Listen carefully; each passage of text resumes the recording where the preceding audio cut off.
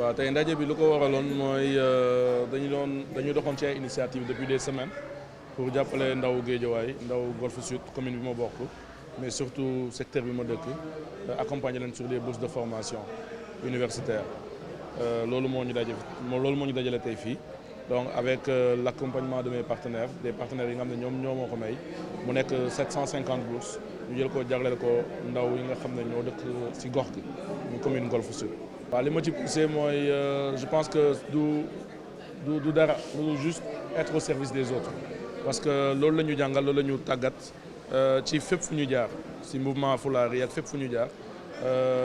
ñu ne dañuy continuer di def loolu. Donc chaque année on fait des initiatives on fait des journées de l'excellence ren nag ñu ne dañuy changer format parce que journée d'excellence yi baax na gaa dañuy may xale yi ay fournitures scolaires les meilleurs élèves de la cité c'était très motivant mais cette année on a voulu changer de format dem ci seen mag yi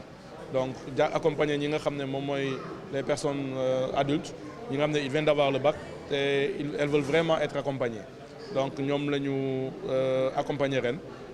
par des bourses d'études et des bourses de formation à travers l'appui des partenaires yi nga xam ne ñoom ñoo tax tey bés bi tey mën a am. Le changement par les jeunes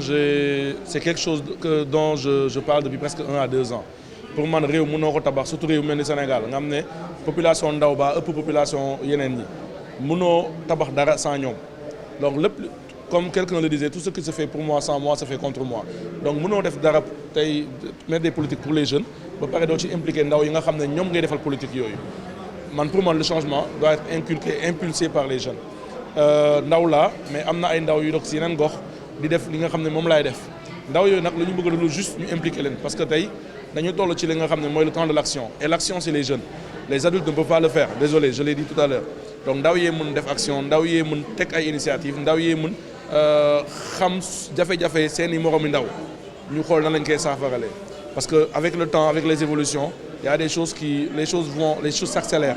donc il faudrait à un certain moment que ñi nga xam ne ils sont dans la marche du temps mooy ndaw yi ñu dénk leen ñoom ñu mën a doxal mbir yi donc looloo tax ma ne le changement par les jeunes parce que pour moi c'est une question d'état d'esprit on peut pas changer un pays sans sa jeunesse et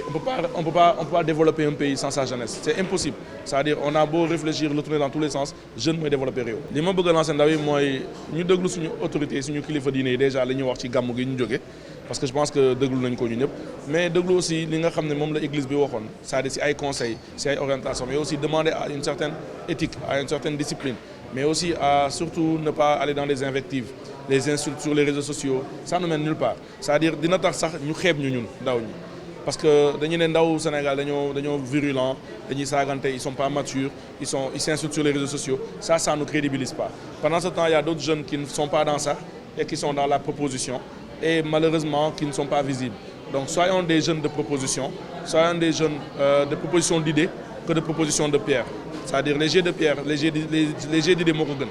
amenons des idées posons des actes soyons dans l'action parce que loolu laa mën a wax ndaw Sénégal yëpp mu rawatina ndaw yi nga xam ne mooy ndaw Golf Sud ak ndaw Guédiawaye merci beaucoup